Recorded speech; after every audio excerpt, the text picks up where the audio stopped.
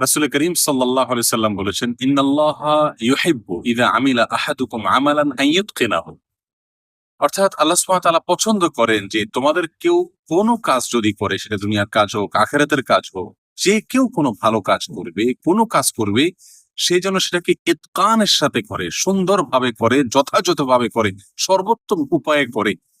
নবী আলাইহিস সালাতু ওয়াস সালামের এই হাদিসের উপরে আমল আমাদের মুসলিমদের ভেতরে যাই দেখা যাক না কেন, আমি জাপানে এসে দেখেছি এবং